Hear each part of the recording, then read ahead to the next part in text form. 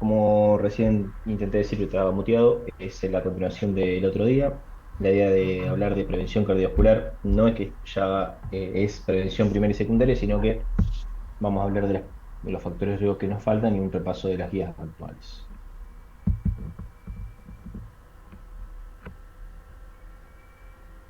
Bueno, la diabetes. Este hermoso factor de riesgo tiene una prevalencia de 10% en mayores de 50 años y 14% en mayores de 70. Tiene riesgos asociados, que en diabéticos el riesgo de enfermedad coronaria es de 1 a 4 veces con riesgo en adultos de la misma edad. Generalmente los últimos registros muestran que generalmente hasta 5 veces tiene más riesgo un paciente diabético de tener enfermedad coronaria que un paciente no diabético. Las mujeres constituyen el grupo de mayor riesgo, como ser las pacientes, por ejemplo, añosas, con disfunción diastólica, hipertensas, fibriladas. Bueno, acá la diabetes cobra un rol un poco más importante y aumenta bastante el riesgo cardiovascular. Y los pacientes diabéticos deben considerarse de alto riesgo independientemente de la presencia o no de factores de riesgo. Bueno, repasando un poquito las guías de diabetes y prediabetes publicadas en el año 2019 por la European, no habla que el diagnóstico se recomienda hacer en los pacientes con enfermedad cardiovascular mediante el estudio de la glicemia en ayunas con hemoglobina glicosilada y si quedan algunas dudas, utilizar la prueba de tolerancia oral a la glucosa. La misma recomendación aplica para hacer el diagnóstico. En cuanto al riesgo cardiovascular, de diabetes de cualquier tipo, duplica el riesgo de eventos cardiovasculares. Este riesgo es más alto en mujeres y entre más temprano en la vida sea el diagnóstico. Los únicos pacientes diabéticos que no son de riesgo alto o muy alto son aquellos que tienen menos de años de duración de la enfermedad y son jóvenes diabéticos tipo 1 menos de 35 o diabetes tipo 2 menos de 50. No se recomienda de manera rutinaria el estudio de enfermedad coronaria en pacientes asintomáticos. Puede considerarse una prueba de esfuerzo angioedad coronaria en pacientes asintomáticos de muy alto riesgo o con nefropatía. Bueno, esto ya después con la guía de síndrome coronario crónico quedó un poquito desestimado, pero ustedes, como saben, ya el paciente diabético de por sí lo encuadramos en pacientes de alto riesgo. El índice tobillo-brazo, el score de calcio y el estudio de Doppler carotídeo femoral son modificadores del riesgo y deben ser tenidos en cuenta, pero tampoco lo hacemos en todos los pacientes. Prevención de enfermedad cardiovascular, la guía describe varios elementos: reducción de peso, para disminuir la probabilidad de progresar a prediabetes o diabetes. También se asocia a reducción de glicosidad y otros factores de riesgo cardiovascular. En cuanto a la dieta, una restricción calórica con indicación 1A y la dieta mediterránea en este punto está recomendado como 2AB, eso cambió un poquito.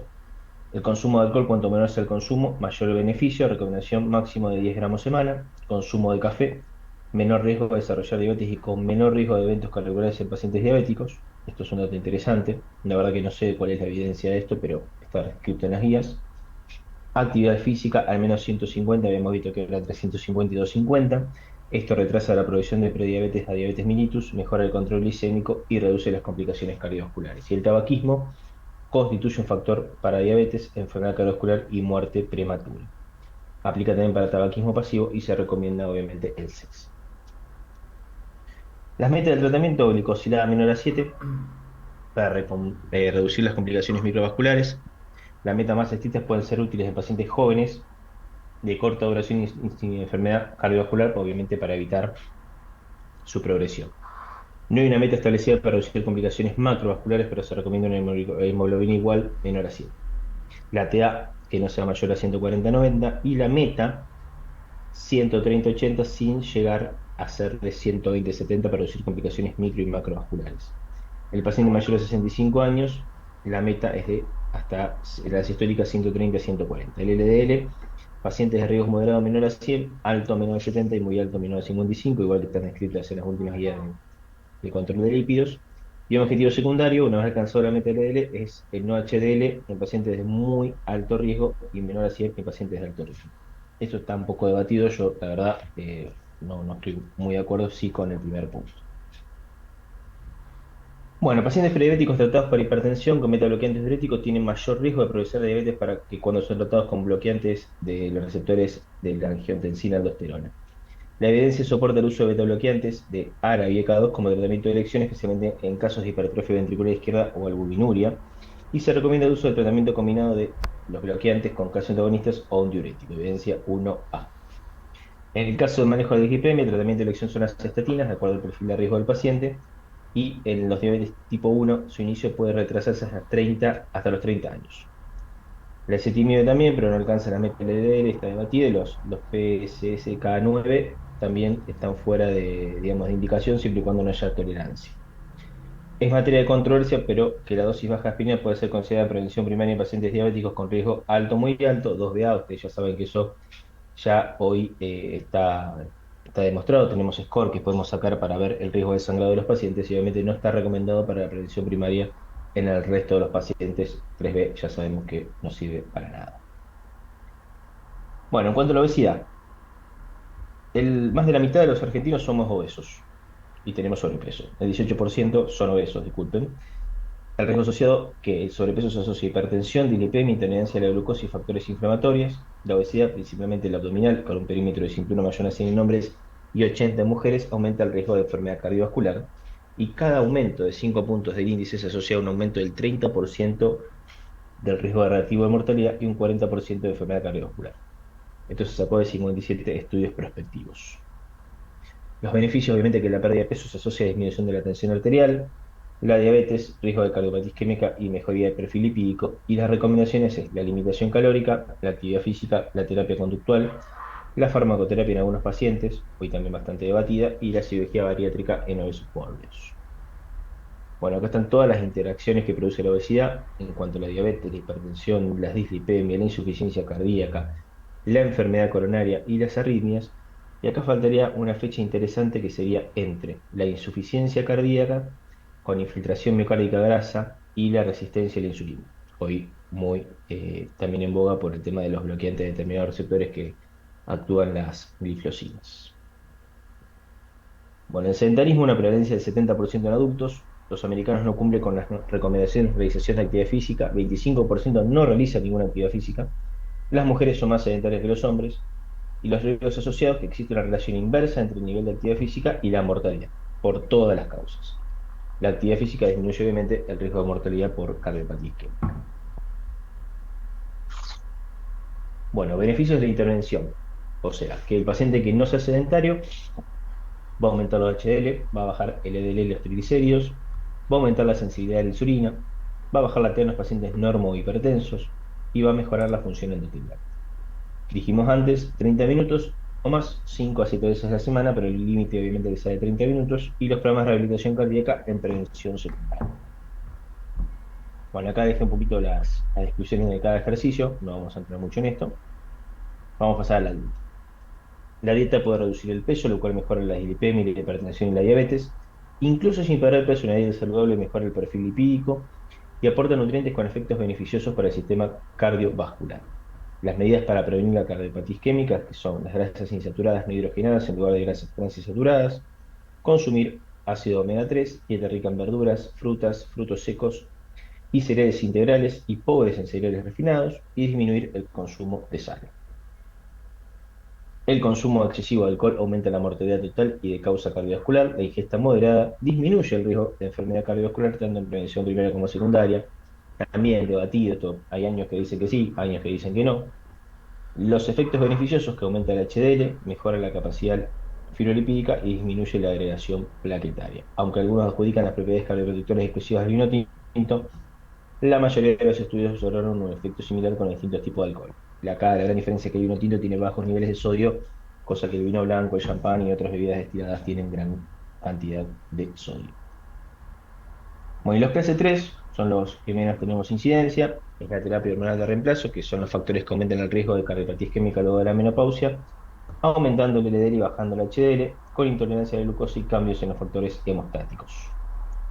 Efecto de la reposición hormonal: baja los LDL y la lipoproteína, aumenta el HDL, baja la concentración de insulina, inhibe la oxidación de LDL y mejora la función endotelial vascular. 7 estudios aleatorizados no solo respaldan el beneficio del tratamiento hormonal, sino que indican que la combinación de estrógenos y progestágenos pueden aumentar el riesgo de cardiopatía isquémica. Recomendaciones: el tratamiento hormonal no se recomienda como forma de prevención en la enfermedad cardiovascular. Es útil en la práctica clínica para síntomas menopáusicos moderados a intensos, y los anticonceptivos orales no parecen aumentar el riesgo de infarto, pero sí aumentan el riesgo de tromboembolia venosa, que eso obviamente ya lo sabía. Suplementos dietéticos: la vitamina E disminuye el estrés oxidativo que favorece la aterosclerosis. Los estudios en prevención primaria y secundaria no demostraron disminución significativa del riesgo. los aceites de pescado y omega 3 para el tratamiento de la hipertrigliceridemia y hoy también en algunos pacientes para hipercolesterolemia o aumento del LDL por separado. Y los complejos multivitamínicos no ofrecen protección frente a la cardiopatía. Los psicosociales, la depresión, la hostilidad crónica, el aislamiento social y la falta de apoyo se han vinculado con el riesgo de cardiopatía isquémica. Los datos sobre el riesgo asociado a estrés laboral, conducta tipo de ansiedad son inconstantes. Los estudios no han demostrado que los agentes farmacológicos reduzcan el riesgo. Y en 2008 la AJA recomendó la detención selectiva de depresión en los pacientes con cardiopatía isquémica, que esto después derivó en algunos estudios que la sertralina disminuía las reinternaciones por cardiopatía isquémica y mortalidad a largo plazo. No recuerdo el nombre del estudio ahora. El tratamiento de la depresión con fármacos o terapias se asocia a mejoría de los síntomas depresivos, pero no influye sobre el pronóstico cardíaco. Bueno, ¿dudas hasta acá? No, no. Vamos bien. Muy bien. Bueno, perfecto. Bueno, acá lo que hice fue agarrar las guías y hice un pequeño resumencito para que debatamos algunos tópicos. Como siempre leo más que nada las evidencias tipo A y bueno, si hay algo que no se entienda o algo que podamos debatir, bienvenido sea. Bueno, como siempre saben, para leer una guía, lo primero que tenemos que ver es qué nos quieren decir las guías en cuanto a su nivel de recomendación y nivel de evidencia. Ya saben lo que es clase 1, clase 2 y clase 3 y nivel de evidencia B y C. ¿Por qué les aclaro esto? Porque las guías, por ejemplo, las americanas, por momentos, en base a quién los redacte o cómo sean las asociaciones de las sociedades que van representando, a veces tienen diferentes formas de clasificar las recomendaciones. Las guías 2021, a mi criterio, fueron las últimas guías de prevención cardiovascular que se han presentado y nuclea bastante las patologías más frecuentes que vemos nosotros en cuanto a la prevención.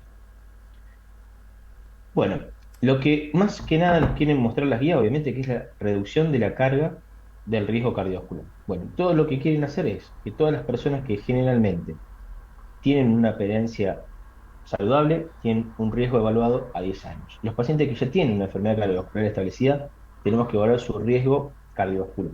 Y los que entran dentro de lo que son los factores de riesgo específicos es la diabetes, la enfermedad coronaria, la insuficiencia renal, la hipercolesterolemia, y falta la fibrilación auricular y falta la insuficiencia cardíaca.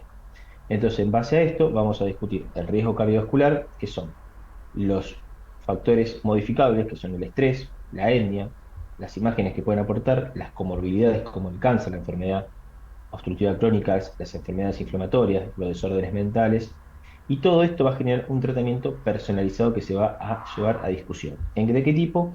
Individual y popular. Del punto de vista individual, estilo de vida, en cuanto a la actividad física, el peso, la nutrición, los factores psicosociales, el riesgo, eh, el factor de riesgo, perdón, en cuanto a sus tratamientos, el tabaquismo, los lípidos, la presión arterial y la diabetes, la terapia antitrombótica y las intervenciones específicas de cada enfermedad. En cuanto desde el punto de vista popular, la salud pública, todas las políticas que se pueden establecer que controlen los mismos factores que antes nombré, pero desde un punto de vista más macrosocial. Fíjense que yo en esta diapo les nombré dos veces la parte psicosocial. Hoy por hoy está muy en boga ir a lo que son los test de calidad de vida en los estudios clínicos y no es casualidad. Justamente queremos ver que estos pacientes no solamente mejoren su tensión arterial, sino que mejoren cómo ellos se sienten. Podemos tener pacientes con una T de 120-80, de 60 de cardíaca, con un ritmo diurético hermoso, pero si el paciente está con ganas de pegarse tres colchazos, no nos sirve absolutamente de nada. Bueno, recuerden que antes yo le dije que, por ejemplo, la guía en que yo me basé para hablar en la diapo cuando hablamos de los diabéticos, la dieta mediterránea era una indicación 2AB. Bueno, fíjense, acá vamos con indicación 1. Restringir el alcohol 100 gramos o sigue igual, mucho pescado, por lo menos una vez por semana, y que no sea carnes procesadas. Los pacientes con desorden mental, nuevamente, tienen que ser con una intensificación en su atención. Dejar de fumar. Los valores de LDL sigue estando igual, una GOL de menor a 55, y con un aumento de la reducción igual o mayor de 50% es lo recomendado. Para prevención secundaria, estos pacientes que no alcancen el máximo tolerado, obviamente nos vamos a pasar a los PCSK9, bastante caritos, y los pacientes diabéticos que tienen alto riesgo, también perseguir los mismos niveles que acabamos de nombrar. Los pacientes diabéticos que tengan mayor de 40 años y que entren en alto riesgo, vamos a perseguir el GOL de 70 con también la reducción mayor o igual al 50%. La TEA sigue estando 14,9 o 140/90. En los pacientes de 18 y 69 años recomendar bajar de 120 a 130 milímetros de mercurio. Los pacientes que tengan mayor o igual a 70 años, recomendar que la TA está entre 140 y 130, siempre la diastólica menor a 80. Los diabéticos tipo 1 que utilicen los GLP-1 o los inhibidores de SGLT2, que genera beneficio, está recomendado para reducir el riesgo cardiovascular. Todo está en boga lo que es la liraglutide, que también hay bastante evidencia, pero bueno, obviamente el gran peso está volcado en los SGLT2. Acá quiero hacer una salvedad. Fíjense que no está hablando de los pacientes que tengan insuficiencia cardíaca, sino que está hablando de los pacientes que son diabetes y tengan alguna enfermedad cardiovascular asociada. Esto es muy interesante y salió de los registros de los estudios que precedieron a los estudios que hoy nosotros conocemos para insuficiencia cardíaca, así que esto es muy interesante. Otra cosa muy interesante, también derivado de los estudios que se hicieron en pacientes con diabetes perdón, disculpen, e insuficiencia renal, no tiene nada que ver con los pacientes que después hicimos, que eran o no eran diabéticos, que tenían insuficiencia cardíaca e insuficiencia renal. Ya en este punto, en el año 2021, teníamos una indicación 1. Ya acá nuevamente vamos a hablar de los pacientes con insuficiencia cardíaca reducida y diabetes tipo 2. Obviamente los SGLT2 han demostrado beneficios para disminuir las hospitalizaciones por insuficiencia cardíaca y la muerte cardiovascular. Y hasta ahí es lo que le quería contar de estas guías. Bueno, ¿qué nos trajo de nuevo estas guías en cuanto a la intervención en la población general? En reducir, obviamente, la polución del aire, reducción, la emisión de ruidos, los gases. En cuanto a los factores de riesgo, está recomendado que los pacientes con insuficiencia cardíaca eh, que sean incluidos en los programas, esto es lo que le hablaba antes, de que no sea una cuestión individual, sino una cuestión más grupal para reducir la tasa de hospitalizaciones y muerte. Recomendación que el screening en los pacientes con insuficiencia cardíaca, tanto para el riesgo cardiovascular y no cardiovascular, esté presente para tratar en forma efectiva las intervenciones que no solamente van a bajar los síntomas, sino también mejorar los pronósticos. Esto es lo mismo que le decía antes, los pacientes con insuficiencia cardíaca, cuando ya llegamos a los pacientes que están con síntomas, llegamos tarde. Entonces la idea es tratar de identificar en forma subclínica un montón de marcadores, y una forma de demostrar eso es a través de los scores de calidad de vida. En los pacientes con evento cardiovascular, mejorar los estilos de vida en cuanto a la terapia farmacológica, que también es recomendada. Y identificar los factores de riesgo concomitantes, como por ejemplo en los pacientes con fibrilación auricular. Bueno, esto es bastante parecido, yo acá se los fui subiendo para que le quede a ustedes, pero habla más o menos de lo mismo: reducir en forma individual todos los factores de riesgo mayores vasculares, como son la historia, la enfermedad cardiovascular, la insuficiencia cardíaca, la diabetes, la hipertensión, los altos valores de colesterol, la obesidad y todas las comorbilidades que aumenten el riesgo cardiovascular en el paciente general. Acá estamos parecido a lo que decíamos en las categorías. ¿Se acuerdan cuando hablamos en la clase anterior, en 2016? Bueno, esto no es muy distinto. Acá están cómo se van clasificando. Y fíjense que antes no hablábamos tanto, hoy sí tiene un gran peso la enfermedad renal. ¿Se acuerdan que en las guías anteriores no había tanto de esto? Bueno, hoy sí las van enmarcando. Y acá está, a diferencia de la categoría general, hacen una salvedad con los pacientes con diabetes. Vieron que yo varias veces le dije que eran de alto riesgo o de muy alto riesgo. Bueno, me basaba en esto. Fíjense que no aplica en los pacientes que tienen buen control de la diabetes, que no hay evidencia o no hay un peso estadístico en el riesgo cardiovascular. ¿Podemos decir que un paciente diabético tipo 1 tiene un riesgo moderado? Sí, con el paciente joven, que no tiene factores de riesgo, que no fuma, que no tiene sobrepeso y bla, bla, bla, bla, bla. Es el paciente más difícil de encontrar y no son los pacientes que nos cruzan la puerta de nuestra unidad coronaria. Por eso no me parece que sea un paciente que nosotros tengamos que poner mucho el ojo, pero bueno, sí, existen. Bueno, categorías para ver la prevención. Lo vamos a dividir en 4 grupos: los pacientes sanos, los pacientes que tienen establecido, ahí como están abajo, la aterosclerosis cardiovascular disease, o sea, una enfermedad ya establecida desde el punto de vista de ateroscleróticos, los pacientes diabéticos y los pacientes con factores de riesgo específicos, como por ejemplo, después están en las tablas que ustedes los pueden ir buscando, que son los factores, por ejemplo, con enfermedad renal. Y ahí, vamos a empezar. El step 1 es la prevención para todos los goals que estuvimos diciendo, de disminución de los clase 1, clase 2 y clase 3, estimar el riesgo a 10 años, considerar los riesgos específicos, estoy hablando de los pacientes de grupo uno, estamos hablando aquí, y la prevención es tratar todos esos factores de riesgo de este paciente sano. Pero vamos para el otro lado.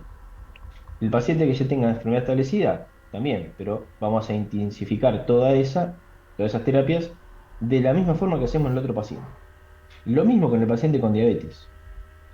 Y después manejar el factor de riesgo específico, como dije antes, por ejemplo, la insuficiencia renal o la fibrilación auricular, en el paciente específico que ya tiene un diagnóstico con una carga mayor. Entonces, lo que nos diferencia esto no son los puntos de aquí, sino es cómo encuadramos al paciente desde la primera línea de prognosis.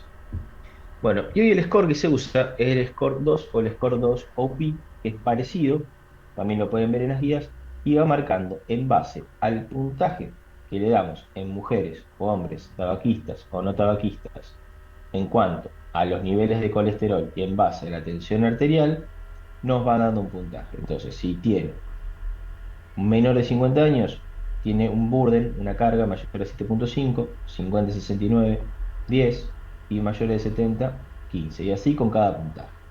Es muy parecido al score que usamos la otra vez, pero este es el score 2, donde se fueron modificando los puntajes. No me pregunten más que eso porque no me acuerdo. Y ahí, justamente lo que estaba explicando era en base a estos scores en cuánto vamos a ver el riesgo cardiovascular en este tipo de pacientes. Obviamente, mayor riesgo cardiovascular, mayor edad, vamos a darlo. Recuerden siempre que uno de los principales marcadores de riesgo que vamos a tener en estos pacientes es la edad. El paciente que más edad tenga, mayor riesgo cardiovascular. Pero ¿qué nos va a diferenciar? Si son hombres o mujeres, como dijimos en las guías anteriores, si son tabaquistas y tienen una gran cardiovascular, peso cardiovascular, perdón, y hoy otra cosa, el tema de la diabetes y la enfermedad renal.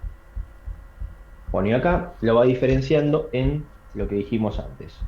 El paciente que es sano, lo va a, primero que tenemos que decirle que no fume y bajar la TEA.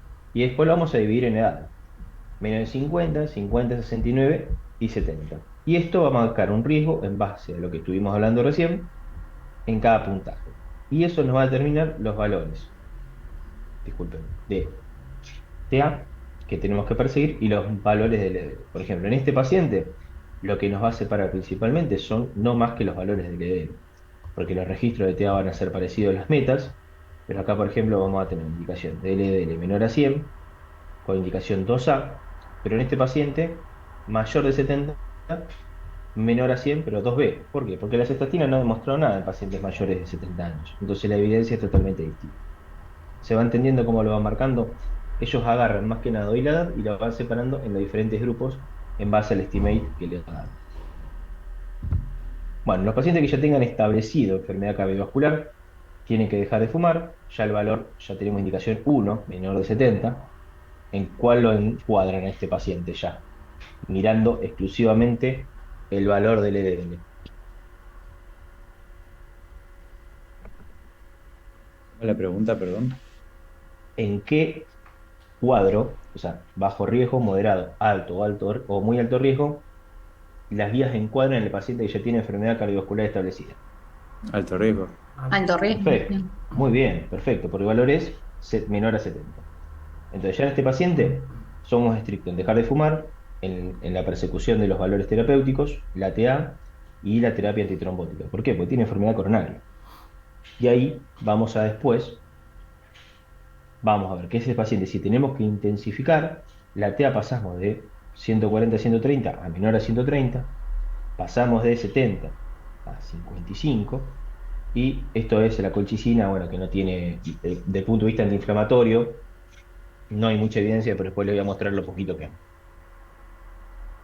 Bueno, paciente con diabetes tipo 2. Ya directamente lo clasificamos si tiene enfermedad cardiovascular, sin o con. Si La tiene, colchicina es que salió hace poquito que no dio ningún tipo de beneficio. exacto, pero Mm. el estudio que salió de colchicina hace poco era en pacientes también con COVID. Esto es, hay otro Fue estudio, no me infarto. acuerdo, era Juan Picolera, pero no mostró nada, No. no sé, pero supongo Sí, para me acá. parece que era en pacientes con cardiopatía isquémica que Bueno, buscaban. pero fue después, porque esto es 2021, fue después este estudio, me parece que Sí, decía. es cierto. Pero me Así que parece que no. también, Pero no dio no, nada, no, no creo. no, no, son recomendaciones, no, no, no de una evidencia fuerte. Bueno, entonces en este paciente diabético que tenga o no tenga enfermedad cardiovascular, el que no tenga, que tenga riesgo moderado, que es lo que hablamos antes, prevención adicional, y el que tenga alto riesgo, sea entre 140 y 130, y los valores del L en 100. Fíjense que acá hay una discrepancia, porque el paciente diabético de alto riesgo me lo encuadra en valores de LDL de moderado riesgo, ¿no? Pero bueno, son guías, como siempre digo, son recomendaciones. Yo la verdad que trato de tener lo menor, el valor que tengan, ¿no? Pueda, perdón, los pacientes diabéticos. Y cuando ya tiene enfermedad cardiovascular, lo empezamos a considerar como paciente coronario, y entonces tenemos que buscar 70, te da 140, 130, terapia antitrombótica, y fíjense que acá está la recomendación, los SGLT2, prevención de enfermedad cardiovascular y de muerte súbita. Y si tengo que intensificar, acá ya pasó a tener los mismos valores que tenía en los pacientes con enfermedad coronaria establecida. ¿Se entiende? Sí, sí. Bueno, acá está resumido todo lo que le acabo de decir. No es mucho más. Acá están bien las recomendaciones de cada enfermedad, describido en base a los niveles de scope que vamos buscando. Ya de por sí ese Si paciente quieren hablar de tiene algo de estatina perdón. alta intensidad, así que vale, ya por la Claro, misma. igual recuerden que esto es para la prevención cardiovascular, o sea, no estamos hablando de las guías de diagnóstico y tratamiento, o sea, o de insuficiencia cardíaca o de cardiopatía isquémica. Esto es para la prevención de riesgos, o sea, evitar el burden que va a tener este paciente a largo plazo a 10 años. Es para disminuir la carga, en este caso, aterotrombótica que este paciente diabético con enfermedad ya preestablecida tenga. Obviamente que se nos cruzan todas las mareas y la evidencia es parecida, pero como dijiste muy bien vos, Juanpi, este paciente yo voy a buscar altos niveles de estatinas o voy a buscar niveles intermedios con asociaciones con ezetimibe. Pero si vamos al estudio clínico que comparó, sabemos que eran pacientes con cardiopatía isquémica, que a su vez había diabéticos. Este tiene el otro enfoque, diabéticos con cardiopatía isquémica, que no es lo mismo, ¿no? Claro. Entonces, se nos cruzan las mareas, pero sí, son parecidos. Bueno, actividad física acá le volví a poner lo mismo, las guías nos recomiendan lo mismo, mínimo 150 a 300 para los pacientes moderados o los vigorosos de 75 a 150 minutos. Y ahí acá están las mismas clasificaciones de actividad física en cuanto a la intensidad, en cuanto a los METs. Siempre hago la misma salvedad, si ya me han escuchado hablar de esto, interesante siempre en una ergometría, buscar esto, que haga un MET moderado. Generalmente el promedio es 4,5, 5. Eso quiere decir que más o menos va a ser representativo para después decir que esa ergometría nos mostró algo en este paciente que estamos evaluando. ¿Bien? Bueno, en cuanto a las características de las dietas, esto no voy a hablar mucho porque sinceramente uno cuando tiene alguna duda lo deriva al nutricionista. Pero fíjense que acá en cuanto evaluamos el porcentaje de riesgo en el cambio de las dietas, las que nos pasan del punto de vista del Odds Radio son las de grasas saturadas y un poquito los carbohidratos refinados con alto porcentaje de azúcares. Pero las que mejor evidencia son las PUFA, que son, si yo no me equivoco acá, son las de, lo tengo que leer, las grasas poliinsaturadas. ¿Bien? No me pregunten cuáles son y qué ingredientes tiene, porque no me lo acuerdo, pero esto es lo que nos dicen las guías que tenemos que perseguir. Mucho pescado, mucho pollo, poco carnes rojas, poco hidrato, poco multiprocesado, poco enlatado, todo eso ya ustedes lo saben. Frutos Lo secos. que, frutos secos, doctor, exactamente. Esa onda. Toda esa cosa que, bueno, sí, sí, yo no voy a decir nada porque tuve mi época, hoy ya me alejo un poco de los frutos secos. Bueno, en cuanto a la intervención del tabaco, obviamente, chicos, dejar de fumar, recuerden lo que les mostré otra vez de ese registro, que el paciente que fuma uno, es mejor decirle que deje de fumar y no alentarlo que siga fumando uno porque tiene una alta preponderancia a pasar de 1 a 20 y eso obviamente cuanto más fumamos no es lineal, pero puede aumentar el porcentaje en ese paciente de su carga alostérica. Nuevamente le puse los mismos para que lo vean.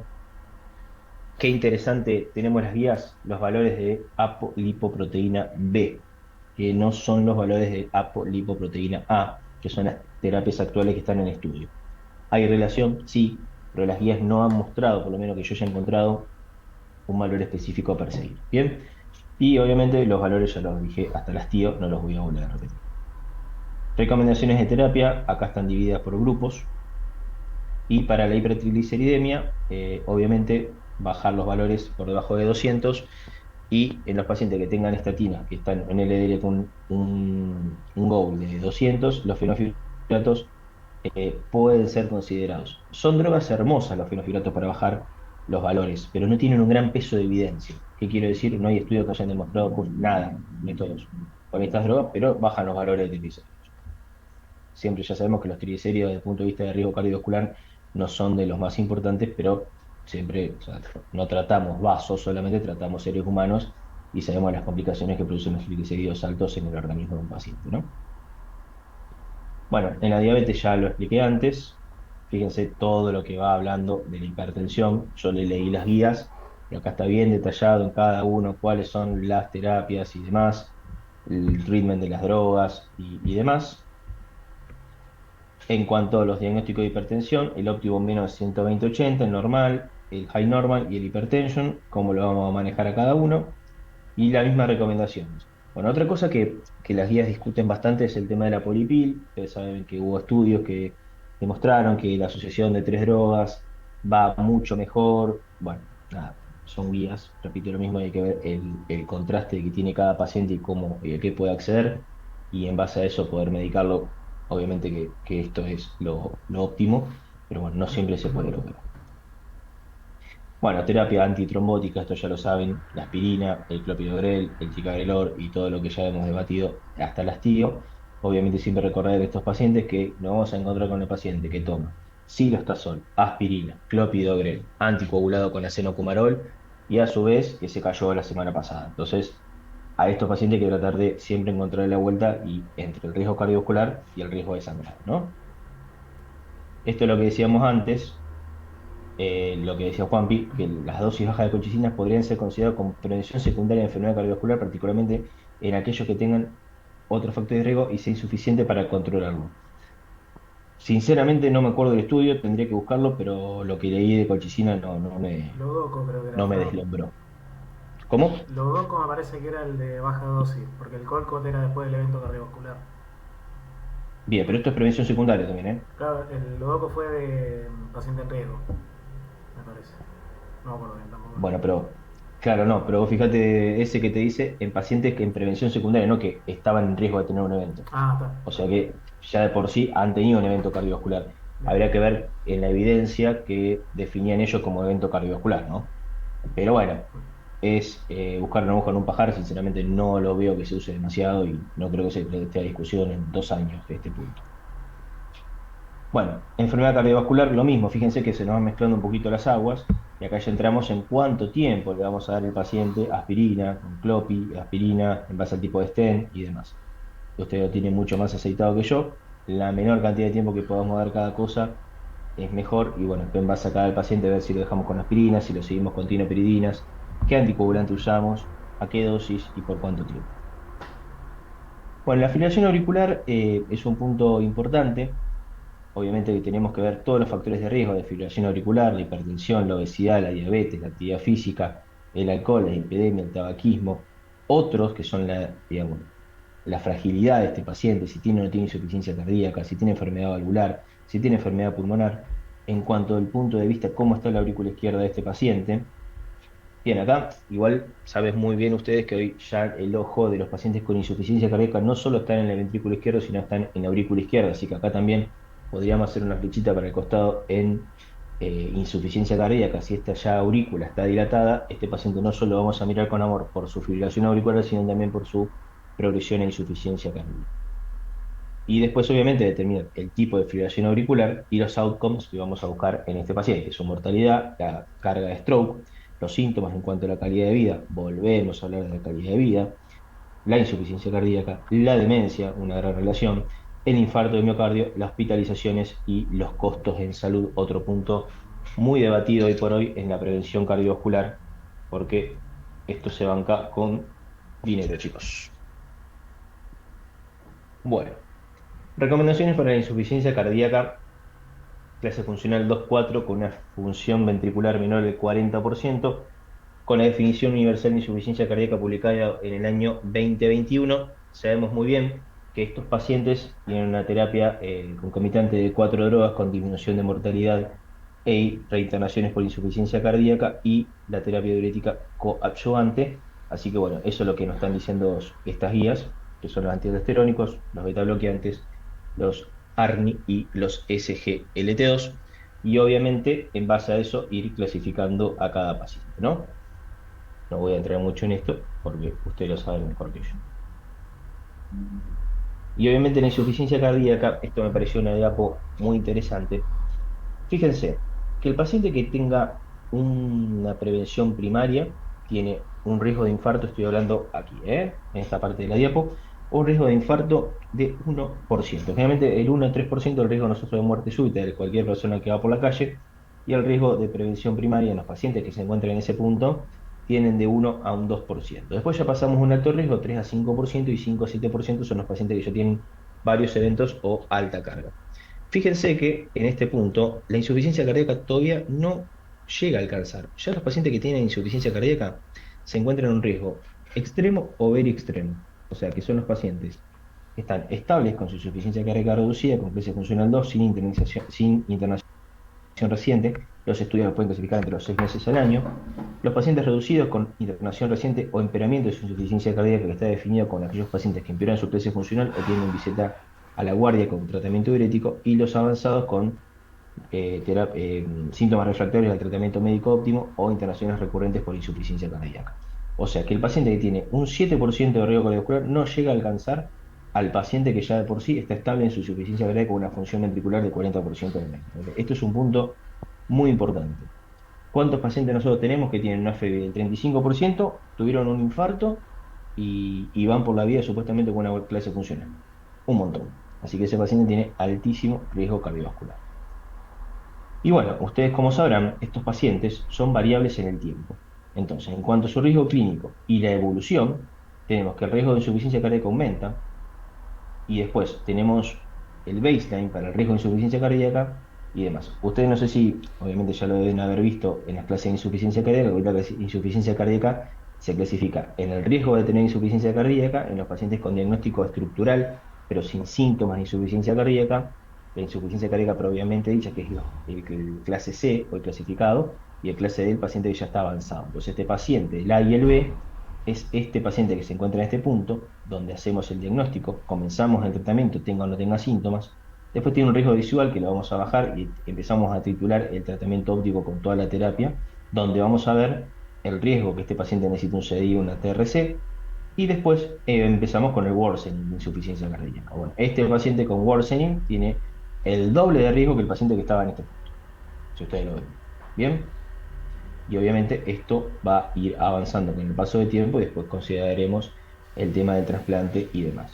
Si uno compara las curvas, el viejo diagrama de 1984 que veíamos que un paciente estaba aquí y después caía y después hacía esto y después caía, hoy sabemos que esa meseta de disminución y esa meseta de ascenso es progresiva. Entramos en lo que hablamos acá, la insuficiencia cardíaca a veces preclínica. Así que hoy el ojo de la insuficiencia cardíaca está puesto ahí. Cuando, repito nuevamente lo mismo que dije antes, cuando ya el paciente tuvo síntomas, llegamos tarde. Bueno, ¿y cuál es el concepto de riesgo residual? Esto me pareció interesante, lo vi hace poquito en una charla, porque nosotros hablamos del paciente que tiene un riesgo, ¿no? Pero ya de por sí hay un paciente que tiene un riesgo cardiovascular residual. Y bueno, ¿cómo se define este concepto de riesgo cardiovascular? Es el riesgo de presentar eventos cardiovasculares persistentes en los pacientes que están con los goals de tratamiento o que le han fallado, incluidos los pacientes que tengan dislipemia, insuficiencia cardíaca, hipertensión arterial, hiperglicemia, inflamación sistémica y estilos de vida no saludables. Entonces, el riesgo cardiovascular residual actúa sobre 3 puntos. Inflamación, acá como hablamos antes de la colchicina y las estatinas con el estudio Júpiter. El punto de vista de las SGLT2, que es el riesgo cardiovascular residual desde el punto de vista también de la inflamación grasa y la resistencia a la insulina. Y las trombosis, como son las dosis bajas de estatinas, la dual que fue el Pegasus TIMI 54, que comparó pacientes que habían tenido infarto huevo miocardio acá en anterior, que se encontraban con una función ventricular menor del 35% que se encontraba en el ritmo sinusal, y comparaba esos pacientes que tengan una terapia con aspirina, clopidogrel, beta bloqueantes y estatinas, y comparaba rivaroxaban 2,5 miligramos versus placebo, y solamente demostró evidencia en los pacientes diabéticos que tenían esta función ventricular o menos y siempre en el ritmo sinusal, con una indicación de tomar esa medicación por un añito. Y acá es donde empezamos a ver que también hoy sumamos un montón de otros factores de riesgo que no son tan tradicionales en la insuficiencia cardíaca. Ya sabemos que la hipertensión, la diabetes, la obesidad y el tabaco son factores ya estudiados y hemos visto un montón de veces en la insuficiencia cardíaca. Pero, por ejemplo, la hipertensión relacionada con el embarazo, el cáncer de mama, el cáncer de pulmón y obviamente hoy por hoy el COVID-19. Hoy sabemos que la mortalidad, por ejemplo, de algunos cánceres son menores que los pacientes con insuficiencia cardíaca. Entonces, los factores modificables y riesgos de esta insuficiencia cardíaca, vemos que los pacientes, por ejemplo, que tengan una diabetes, una glicosilada mayor o igual a 8, una hipertensión sistólica mayor a 160 y un índice de masa corporal mayor o igual a 35, se encuentran dentro de este campo, alto riesgo de muerte súbita o de presentar eventos cardiovasculares. Y con esto voy terminando. Hay un montón de scores que podemos utilizar, ya sea para el diagnóstico de insuficiencia cardíaca o demás. Hoy el que se usa mucho es el EBC-HF, acá están todos los valores que evaluó 2.935 pacientes ancianos con un riesgo de insuficiencia cardíaca de 5 años y el 8,8% demostró después de este seguimiento desarrollo de insuficiencia cardíaca. Y el PCA-HF también buscó 33.000 pacientes que evaluó esta progresión de la insuficiencia cardíaca en aquellos pacientes que todavía no habían mostrado insuficiencia cardíaca, ¿no? Eran los que tenían posibilidad. Obviamente que hay un score que se llama el Score MAGIC, que es un score publicado en el año 2013 que buscó 7 variables clínicas, que también permite ver cómo progresan estos pacientes con insuficiencia cardíaca, pero ya son con insuficiencia cardíaca establecida, ¿no? Que también son muy interesantes, pero bueno, no es el objetivo que los quería hablar. Así que bueno, eso fue un pequeño resumen de prevención cardiovascular, un tema amplísimo, podemos hablar un montón de tiempo, pero bueno, no sé si quieren aportar algo. A mí lo único que nunca me termina de quedar claro es cuándo poner una aspirina y cuándo no en un diabético. Iba a preguntar lo Y es mismo. algo- Bueno, hay y- scores que si después los buscan, no se los puse ahora, pero calculan el riesgo tromboembólico de ese paciente versus el riesgo de sangrado. ¿Bien? Generalmente el paciente diabético que vos tenés en el consultorio que viene con Angor o que tiene, no sé, 250 de colesterol total o una LDL de 170 y tiene una ergometría ahí dudosa, y a ver, ese paciente a lo mejor, volvemos a lo mismo, ustedes en la coronaria, ¿qué hacen con ese paciente? y a veces sí, a veces no. No, pero por ejemplo, ¿qué estudio le vas a pedir? ¿A un paciente con dolor? No, paciente que vos te deja duda ahí, pero un diabético y la tropo fue La limítrofe tomografía. Una angiotada. Bien, la angiota coronaria, el gol estándar y bla, bla. Yo los invito a que vengan a hacer consultorio conmigo un día y te puedo asegurar que de las 10 angiotas que pido dan una. Entonces después caes en el bache de lo que les nombraba recién. Es el mismo bache que caemos. Es hermoso hablar de insuficiencia cardíaca y de las glifosinas y de la evidencia que tienen y del sacubitril valsartán y del anion gap del bache metabólico que producen la disminución de la tasa de filtrado glomerular en los pacientes. Está hermoso, pero después vos se lo querés recetar al paciente y te dicen no. Ah, y lo tengo que comprar. ¿Y cuánto vale? 35 lucas. Ah, pero cobro 50 de jubilación. Entonces, ¿qué haces? No se la das. Bueno, y con la aspirina es totalmente lo opuesto. Es decir, che, a ver, es una droga barata. El tipo no tiene comorbilidad, no tiene tasa de sangrado, no toma clopidogrel, no toma silostazol, toma, qué sé yo, valsartán con hidroclorotiazida y carvedilol. Y bueno, qué sé yo, ¿está mal dárselo? Y puede ser, pero después si no se lo diste y se infartó, bueno, ahí tenemos que empezar a debatir después el beneficio de la terapéutica versus eh, la indicación per se, ¿no? Pero es muy buena la pregunta y vuelvo a lo mismo, las guías te lo recomiendan, pero fíjense que te lo recomiendan en el paciente diabético de alto riesgo, en el moderado no. Entonces, la pregunta que yo le hago a ustedes, ¿qué paciente diabético no es de alto riesgo? ¿El cual? ¿El diabético tipo uno o el diabético joven que sale a correr todos los días? Bueno, en ese paciente capaz no se lo das, pero ¿cuántos pacientes tenemos que salen a correr todos los días y se infartan? Ni hablar. Es el gran bache que está, volvemos a lo mismo, chicos, es evidencia y después hay un montón de baches que después nosotros vemos que no se aplican en el día a día. Yo la pregunta que más me hago aparte de la aspirina son las estatinas. O sea, ¿a qué paciente le doy estatina? No, porque vos tenés paciente a lo mejor con un endotelio engrosado, que el operador no se lo encontró. ¿Y qué dosis de estatinas le doy a ese paciente? Le doy 5 miligramos, porque en verdad las guías te dicen que hay evidencia 2A, escrinear en forma rutinaria a todos tus pacientes con hipertensión. Yo se lo pido si puedo pedírselo, pero a veces no llegás a tiempo. Y ese paciente que a lo mejor no le encontraste nada en el vaso del cuello, ¿le pedís un periférico? ¿Y a ese paciente le pedís un Doppler renal o no se lo pedís? Y si hay estrechez renal, ¿ese paciente le das estatina o no le das estatinas? Y ese paciente que tiene estrechez renal, ¿le vas a pedir un Doppler venoso renal para ver cómo está el lecho vascular periférico en los pacientes con insuficiencia cardíaca? Es un montón de baches en la evidencia. Por eso creo que tenemos que encuadrar bien el paciente, que, repito, no es el paciente que ustedes ven en la unidad coronaria, ya las chicas que han salido más a la vida silvestre, como digo yo, ven el paciente más de consultorio capaz, y no es el paciente de todos los días. Y Manu y Elis te pueden contar que van al plaza y tiene un paciente que a lo mejor se le tapó 7 veces el stent y no le puede poner tica, porque si le pones tica después el paciente no te lo toma. Entonces preferí que se le tape el stent de vuelta estando en la coronaria que mandarlo a la casa y que se le tape en la casa. Después tenemos otra jungla por fuera. Es hermoso hablar de la evidencia. Yo el otro día vi una charla de Tier de dos